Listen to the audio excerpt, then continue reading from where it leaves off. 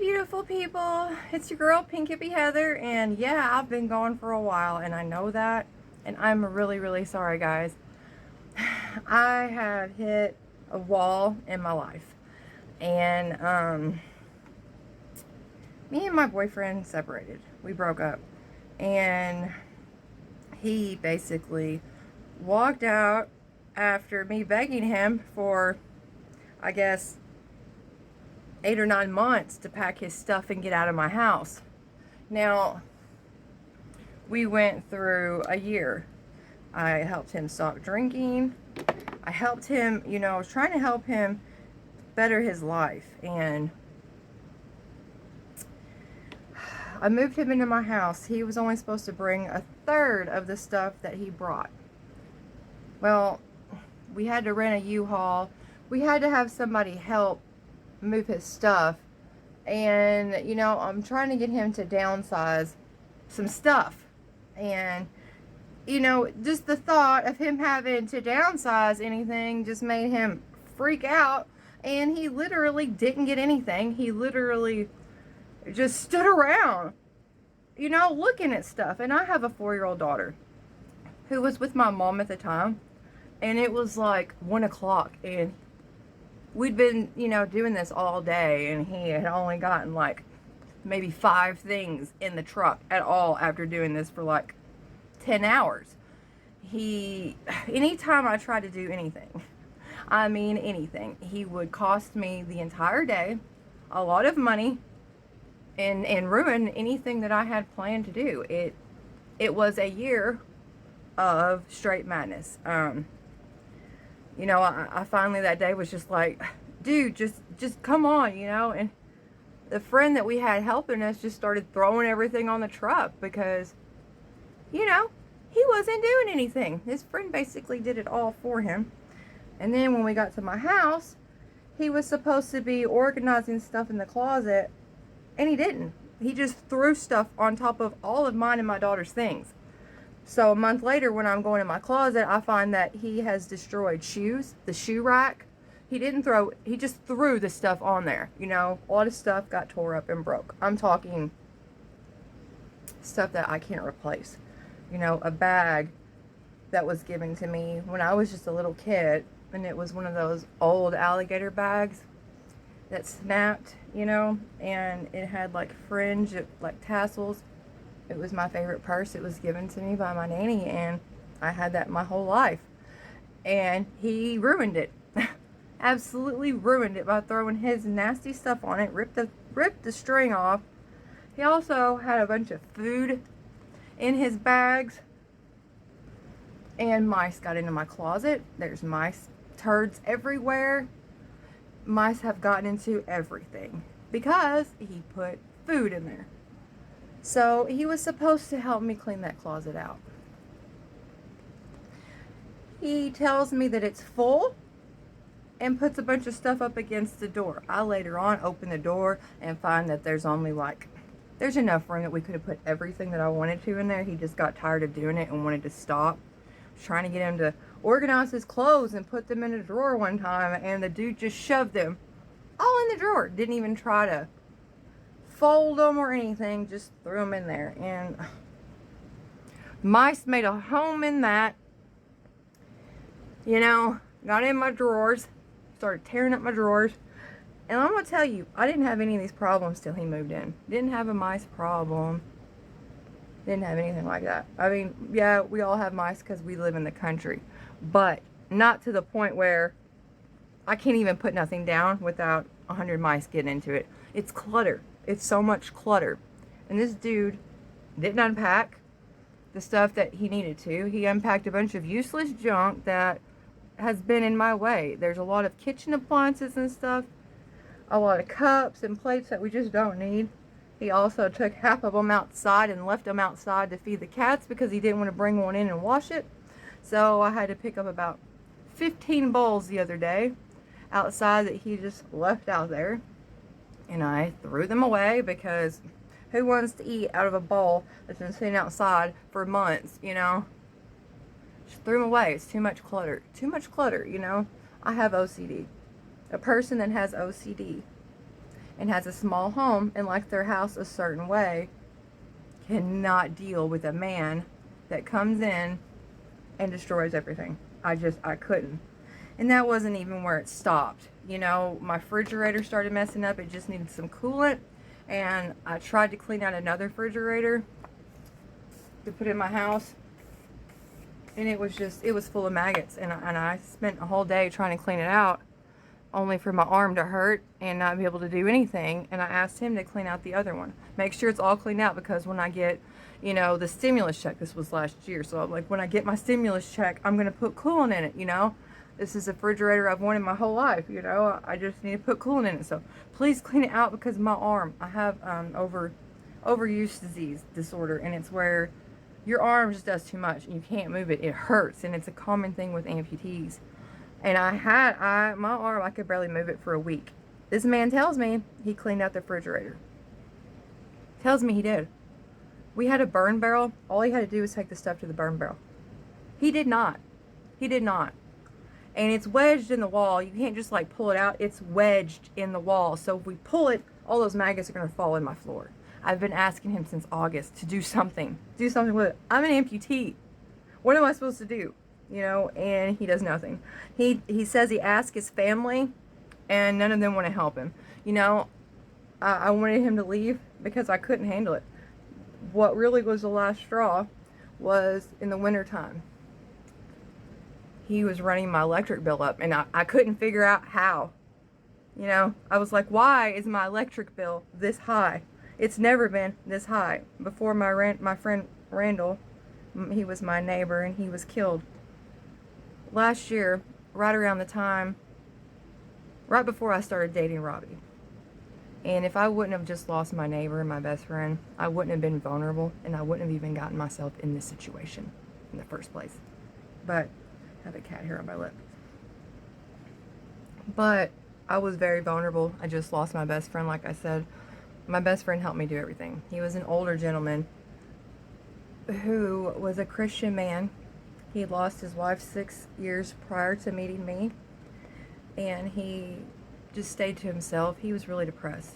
You know, he went to church, he played bass in the church, and he stayed in his home most of the time because of his depression. And me and him became friends, and we were like best friends, you know.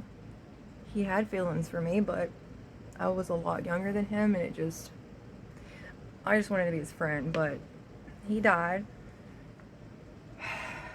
March 9th, 2020, and his wife had died 6 years previous in March. And I met Robbie the next month. He came over to my house, and he was an alcoholic, and he was really depressed. The place that he was living at was just a really bad place. He was going through a lot, and you know, I was trying to help him. Not with the intentions of being in a relationship, but you know, when he first came here, he told me he could build cabinets. Because I need cabinets really bad. Is that light or dark? I think I just put a light one on. I think I did. So he said he knew how to do cabinets. Yeah, that's definitely light. Too light. He said he knew how to do cabinets. He knew how to do all kinds of stuff, okay? Really talked himself up like he was this awesome, you know, like he really had me convinced that he knew how to do all these things and that he could really help me. You know, he had me convinced that he was going to help me fix all these things that were wrong with my house, you know, and talked a big game. But when it came to doing anything, he didn't know how to do anything. He has a good heart. I'll tell you that. He's got a great heart. And he had good intentions, but he really believed that he was a construction worker, carpenter, I don't know. He had it in his head that he could do all these things. I really tried to believe in him, you know, and I spent a lot of time sitting down, talking with him, trying to talk to him about things, you know. And it was all for nothing, because he didn't, anything I said to him, he wouldn't remember. He would go in one ear and out the other. I think the only thing that I did really help him with was being accountable for his own actions, like when he does stuff, instead of saying, well, you know, I did this, but, you know, or I'm sorry, but, like, I got him to actually be accountable for the things he did. He admitted to all the things that he did, you know, and what happened with the electricity was he was standing at my front door of a nighttime smoking cigarettes with the door wide open, space heaters going up on high. That's what he would do, thinking I wouldn't find out, right? Well, my daughter slept in my bed with me. Me and her sleep we co-sleep. And I just feel safer that way. I feel like she's safe. Nobody's going to take her from me. She's there with me. Nothing's going to happen to her. So she's always slept with me.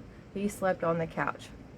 He slept on the couch pretty much after the refrigerator incident in August because he took something away from me I'd wanted my whole life. And I was very upset and very hurt by it because, you know, I asked you to do something and you just didn't do it. So I caught him finally at the front door smoking a cigarette with the door wide open late at night because I felt some cold air coming up underneath the door. And I'm like, what are you doing? Go outside with that. You know, like, how many times have you been doing this? This right here is why my electric bill is so high, because he smoked a cigarette like every 20-30 minutes. Legit, he did. And he would just open that front door and smoke right out of it like, oh well. Well, that adds up. That added up really fast. And, you know, you think, oh well, the first month he learned his lesson. Nope. No. I don't know what his deal was because I felt like it was to spite me. You know? Felt like it was out of spite. But here's the thing. I applied for budget billing before I met him. Applied for budget billing. And they were watching my utilities for a year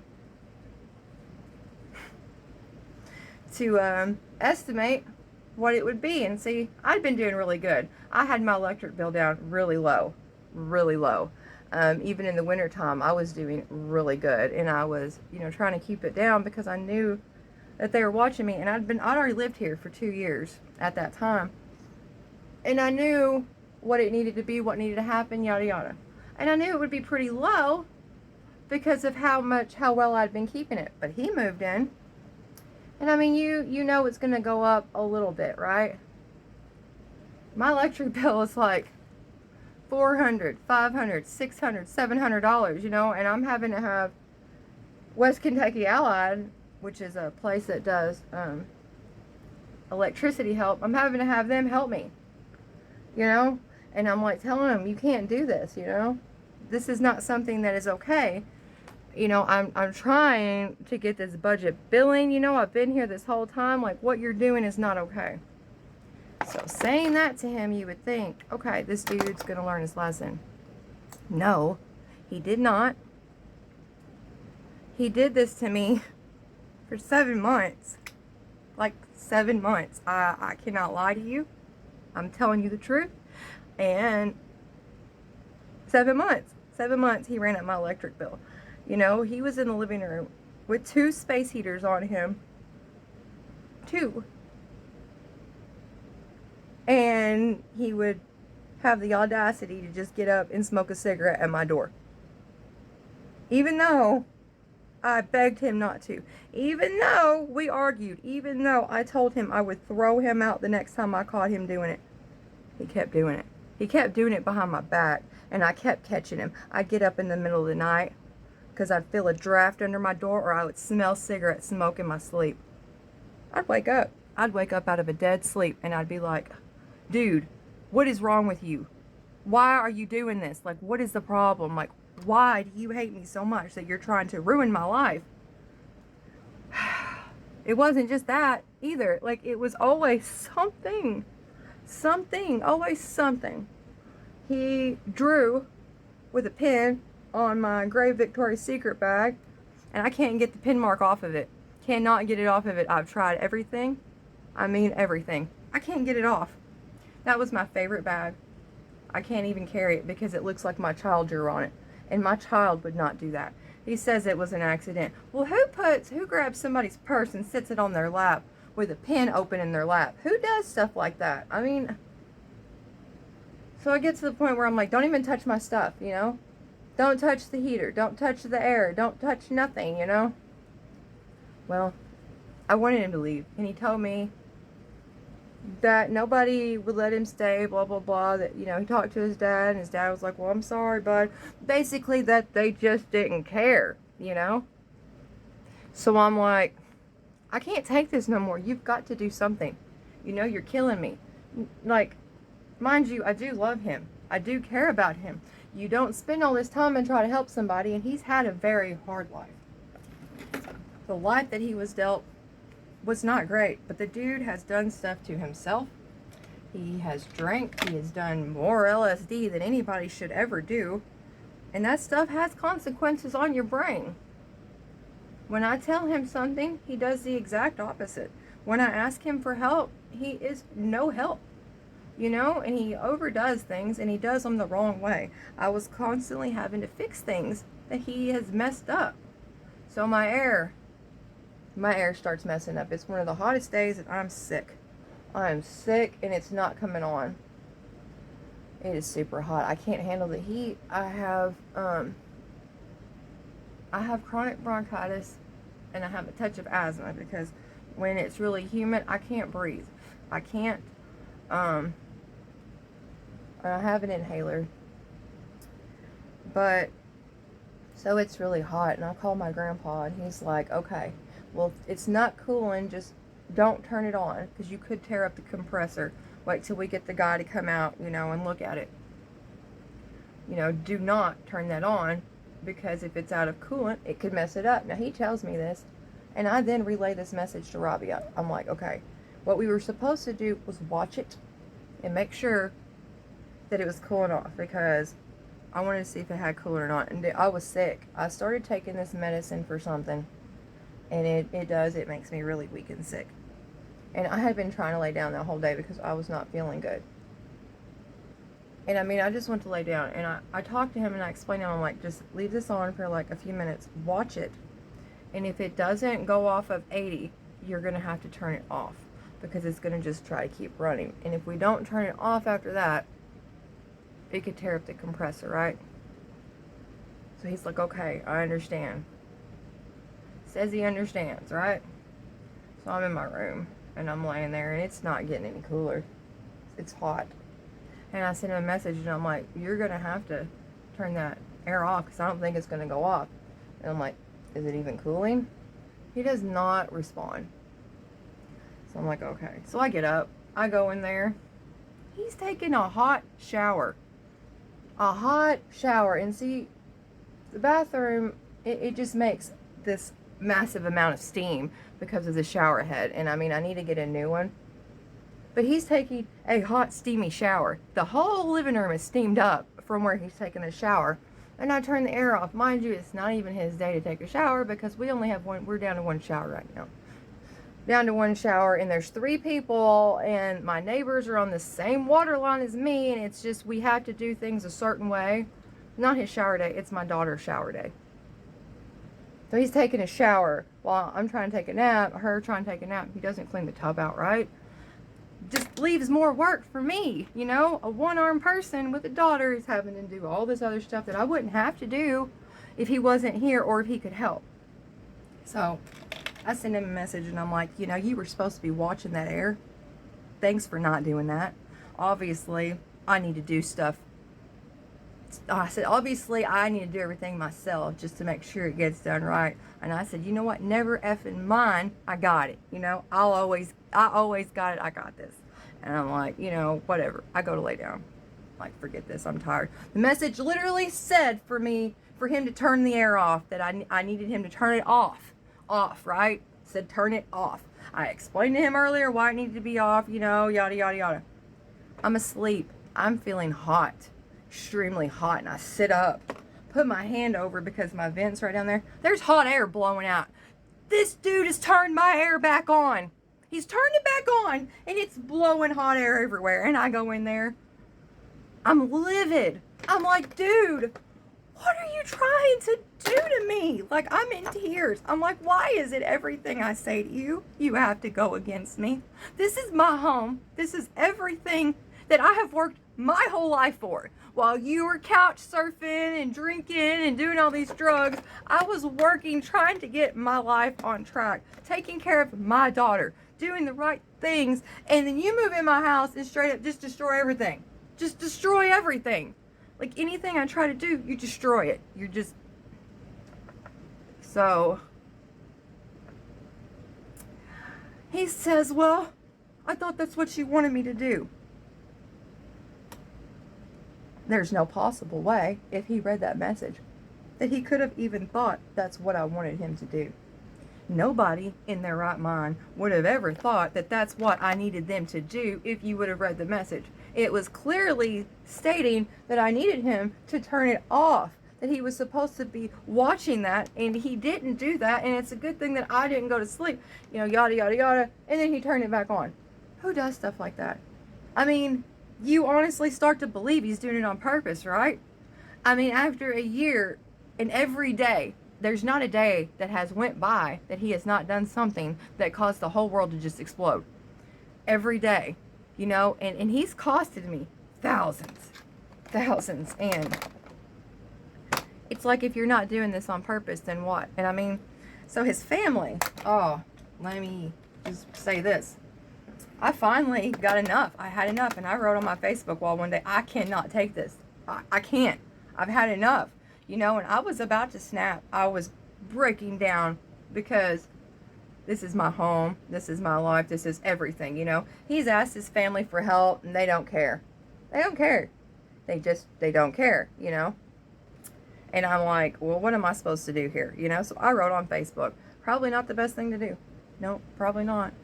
But I needed to vent. I really did. And these people just go along acting like he's perfectly fine when there really is something wrong, There really is, there's something wrong on everything set aside. When you tell somebody to do something, they look you in your eyes, dead in your eyes, and do the exact opposite. Or when you're having a conversation with somebody and they don't hear anything you're saying, they look you straight in your eyes, and then you see their eyes drift off, and you're like, are you even listening? No, he's not listening at all. There's something wrong, But no, his grandma decides to write on my Facebook wall that I am 99% of the problem. Yeah, the girl that got him to stop drinking, basically saved his life, took him in because, he was in a situation where his own mother was giving him drugs and alcohol each day, enabling him to, basically just destroy his life. So I'm the one that's in the wrong here. I'm the one that is the only one that's tried to help him. The only one that gave him a place to go. The only one that helped him stop drinking. But yeah, I'm the problem. And see, what bothered me was, like, I've talked to these people before. I've tried talking to them before. And they really just act like there's nothing wrong. But they act like they care about me. For you to write on my Facebook wall all that stuff, especially when your grandson is writing in the comments, she didn't lie, I did all those things to her, and then y'all are like, I'm praying for you. Like, y'all need to be praying for yourselves, because y'all are in extreme denial. And I mean, it's typical that people do this because they don't want to acknowledge that something's wrong, or maybe they might feel guilty because they weren't there in that person's life and they just let whatever happen to them. But when he was a kid, his mom went to prison, and I mean, he didn't deserve the life he was given. He just got tossed around, placed around with people, and he was raised in a very bad situation. And a lot of the things that I know about him, his family don't know. They weren't there. A lot of the stuff he's had to go through, I know about. He's talked to me about it, but they don't understand. He lost his two brothers. I mean, I tried to help him. I still love and care about him. But he needs to get some help. And he has nobody believing that there's anything wrong except for me. So what's he supposed to do?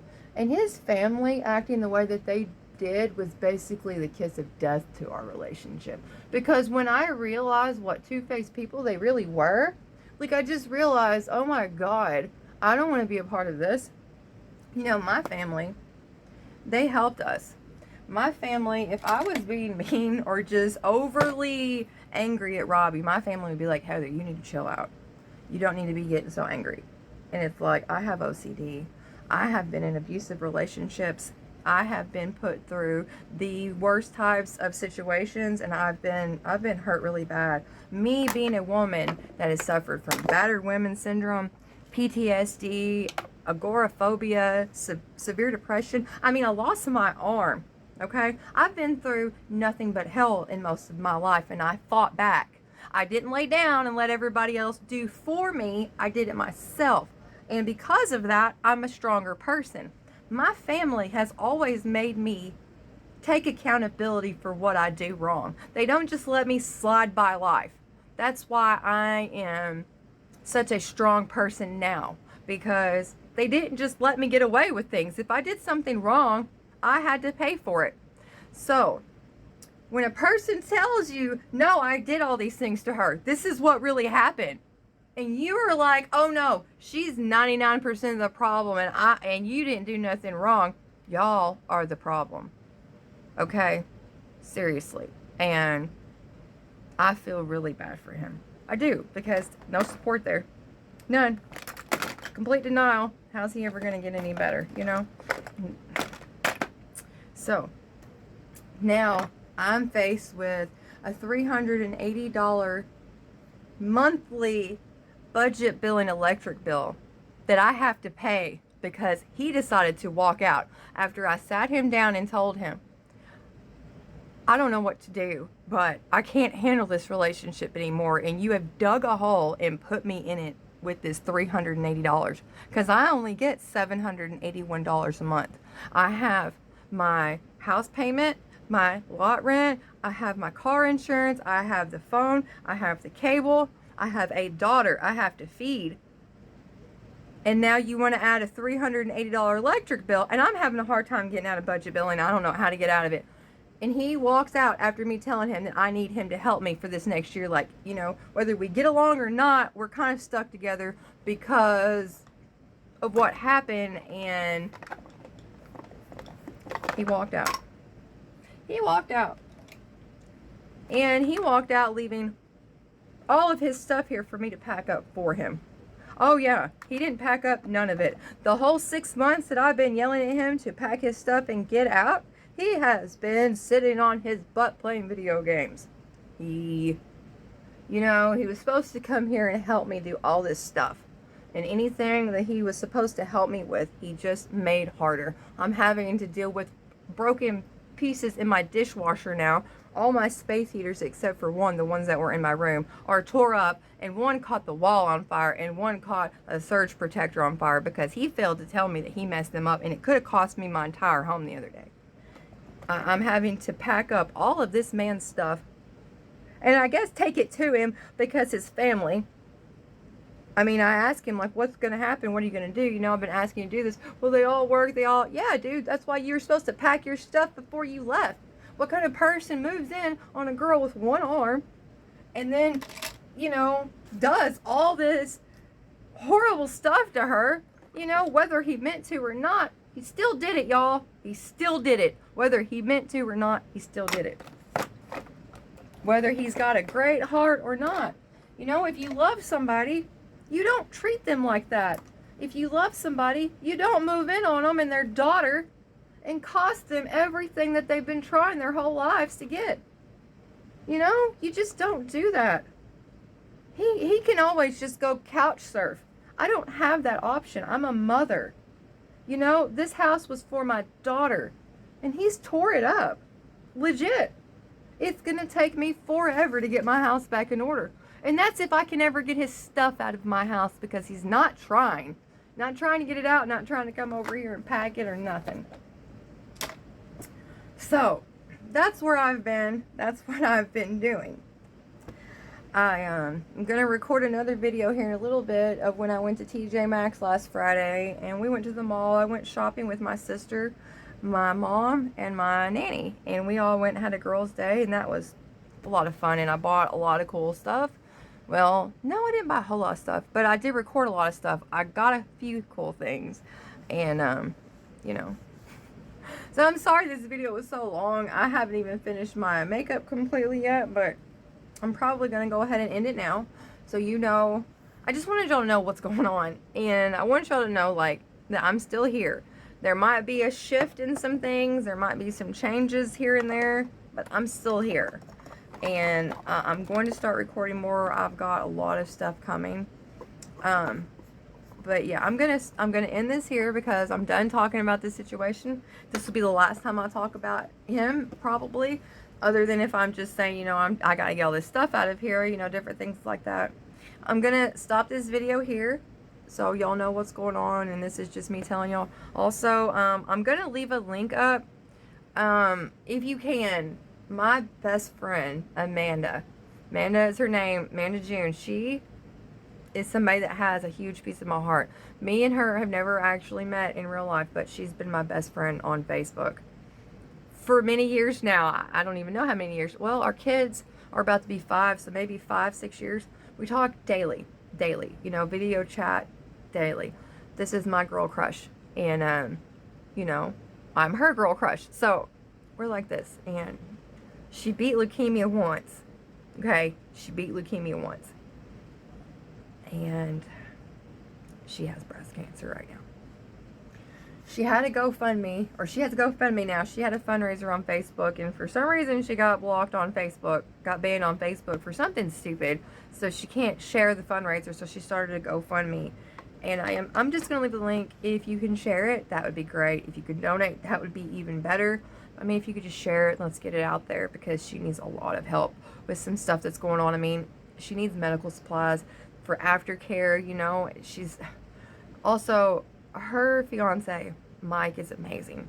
He takes off work to be there at her appointments, take her to the doctor, and he's gonna have to take her home with her surgery. He's gonna miss a lot of work taking care of her, and he needs to be able to take care of her without worrying about financial situations. So this is gonna help to take care of them. So I'm gonna leave that link down there in the comments, in the description. And you can, you know, whenever if you have time.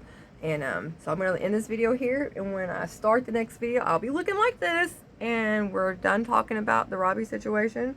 Today's a new day. It's a new life. It's a new start, and we don't look in the back. We don't look in the past. That's behind us. We don't look back there, because we're going forward. So I'm going to end this one now, and then I'm going to start with the TJ Maxx stuff, okay? So I love you guys. Have an awesome day. You know, make every day beautiful. Love you guys.